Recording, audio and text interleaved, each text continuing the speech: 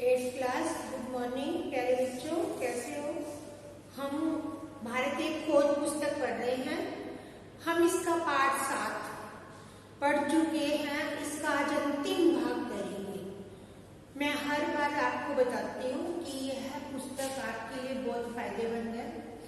इसमें आपके लिए सामान्य ज्ञान की बहुत सारी बातें हैं, तो बेटा इस पुस्तक को ध्यान से पढ़ना। पिछली कक्षा में हमने गांधी जी के बारे में पढ़ा था कि गांधी जी ने सभी जातियों को लेकर साथ चले, उनके साथ लोग जुड़ने लगे, लोगों ने उनकी बात को समझा और गांधी जी ने सविनय अवज्ञा आंदोलन की शुरुआत की 1920 में।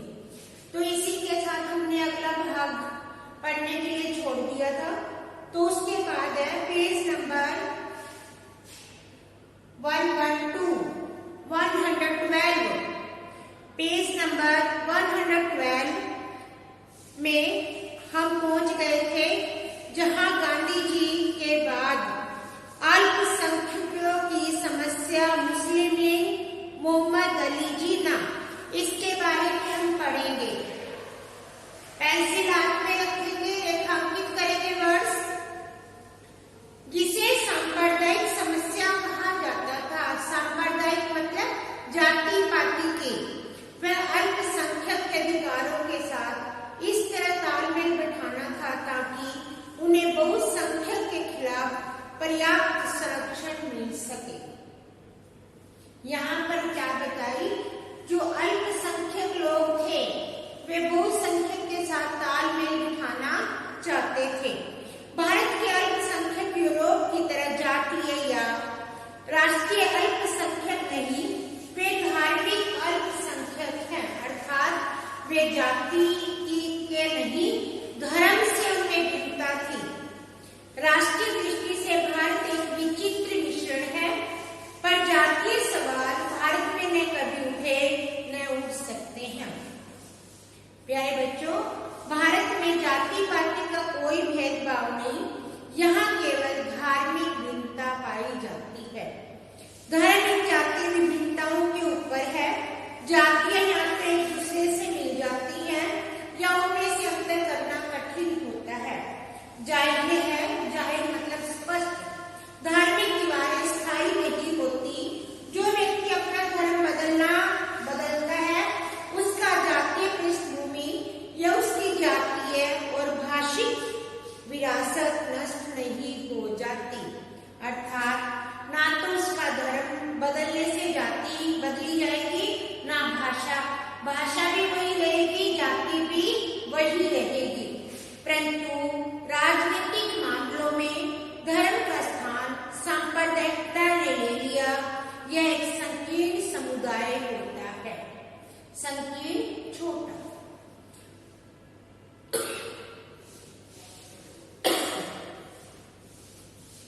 जो मानसिक रूप से अपना आधार किसी धार्मिक वर्ग को बनाता है, किंतु वास्तव में उसकी दिलचस्पी राजनीतिक शक्ति और उसके समुदाय को बढ़ावा देने में होती है। Page number 113। कांग्रेस सांप्रदायिक हल निकालने के लिए उत्सुक और चिंतित थी, ताकि प्रगति के मार्ग की रुकावट को दूर किया जा सके। कांग्रेस की सदस्य संख्या में मुख्य रूप से हिंदू थे। अंडरलाइन करो, मुख्य कौन थे? हिंदू। कौन सी रुकावट दूर करना चाहते थे? जो प्रगति के रास्ते में आ रही थी। हिंदू, सिख, ईसाई आदि इसमें शामिल थे। राष्ट्रीय दृष्टिकोण से विचार करना उसकी मजबूरी थी। उसके लिए सबसे बड़ी समस्या थी राष्ट्रीय स्वाधीनता और एक स्वतंत्र लोकतांत्रिक राज्य की स्थापना करना। समस्या कौन सी आई कि लोकतांत्रिक राज्य की स्थापना कैसे की जाए। कांग्रेस निस्संदेह चाहती थी कि और उसे मानकर चलती थी, पर उसे कोई ऐसा कारण दिखाई नहीं पड़ता था जिसकी वजह से भारत के सांस्कृतिक जीवन की संपन्नता, विविधता को एक सांचे में कस दिया जाए। कि ऐसा कोई कारण दिखाई नहीं दिया कि जो हमारे देश की विविधता है, विविधता अलग अलग लोग, इसलिए काफी दूर तक पारदर्शिक स्वायत्त स्वीकार की गई। विभिन्न समुदायों की स्वतंत्रता, सांस्कृतिक विकास की सुरक्षा के तरीकों पर सहमति हो गई। बुनियादी प्रश्नों पर कांग्रेस अड़िग रहना, डटे रहना। राष्ट्रीय एकता और लोकतंत्र। यहाँ प्रश्न बना है कि कांग्रेस के दो प्रश्न कौन से थे जिन पे वे अड़िग थे? राष्ट्रीय एकता, लोकतंत्र। आदि शताब्दी तक अपने विकास के समय इस पर बल देती रही। गुजरे जमाने में कम से कम सिद्धांत में ब्रिटिश सरकार ने भारतीय एकता, लोकतंत्र का समर्थन किया, लेकिन उसकी नीतियां हमें सीधे उस दिशा की ओर ले गई जहां इन दोनों को अस्वीकार था। अगस्त 1940 में कांग्रेस ने मजबूर होकर घोषणा करना, ऐलान करना। भारत में ब्रिटिश सरकार की नीति जनजीवन में संघर्ष और फूट को प्रत्यक्ष रूप में उकसाती और भड़काती है। ब्रिटिश सरकार के जिम्मेवार लोग खुल्ला हमसे यह कहने लगे कि शायद किसी नई व्यवस्था के पक्ष में भारत की एकता की बलि चढ़ानी होगी। यह भी भारत के लोकतंत्र ठीक नहीं है। हम सांप्रदायिक समस्या का ऐसा हल ढूंढ न सके जो सब पार्टियों को मंजूर हो। अगला पेज 140।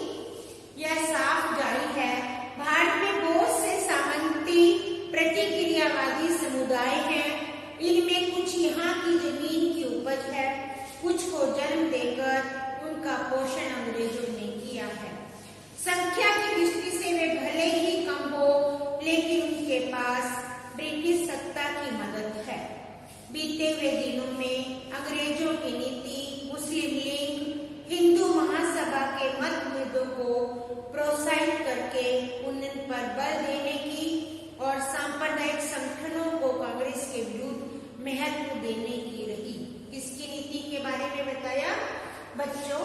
यहाँ अंग्रेजों की फूट डालो, राज्य करो की नीति के बारे में बताया कि अंग्रेज क्या करते थे? फूट डालकर राज्य करना चाहते थे। मिस्टर जिन्ना की मांग का आधार एक नया सिद्धांत था जिसकी उन्होंने हाल में घोषणा की थी। भारत में दो राष्ट्र हैं। कितने राष्ट्र हैं? दो, हिंदू और मुसलमान। दो ही क्यों? मैं नहीं जानता, क्योंकि अगर राष्ट्रीयता का आधार धर्म है तब भी भारत में बहुत से राष्ट्र हैं। यहाँ तक कहा जा सकता है कि अतीत में भारत का विकास एक बहुराष्ट्रीय राज्य के रूप में हुआ। उसमें राष्ट्रीय चेतना धीरे धीरे आ गई। मिस्टर जिन्ना ने के दो राष्ट्रों के सिद्धांत में पाकिस्तान का और भारत के विभाजन का अवधारणा का विकास हुआ। यहाँ बेटा प्रश्न बना है कि किसके कारण भारत विभाजन का प्रश्न आया? भारत और पाकिस्तान का विभाजन की सोच लोगों के मन में आई, लेकिन उसमें दो राष्ट्रों की समस्या का हल नहीं हुआ क्योंकि वे तो पूरे देश में थे। तो प्यारे बच्चों, यहाँ हमारा पाठ 7 खत्म हो गया, जिसमें हमने अनेक लोगों के आगमन का बारे में पढ़ा। जो हमारे देश के बुद्धिजीवी थे उनके बारे में पढ़ा। यहाँ पर कांग्रेस का विकास कैसे हुआ, कांग्रेस की स्थापना कैसे हुई, कैसे अल्पसंख्यक लोगों की मदद ली गई, गांधी जी ने क्या किया और अंत में मोहम्मद अली जिन्ना के कारण देश का विभाजन हुआ, इसके बारे में यहाँ बताया गया और आपका पाठ 7 खत्म हो गया। तो प्यारे बच्चों, आप पाठ 7 तक पढ़ेंगे और इसमें से संक्षिप्त प्रश्न भी आ सकते हैं, गद्यांश के आधारित प्रश्न भी आ सकते हैं। धन्यवाद।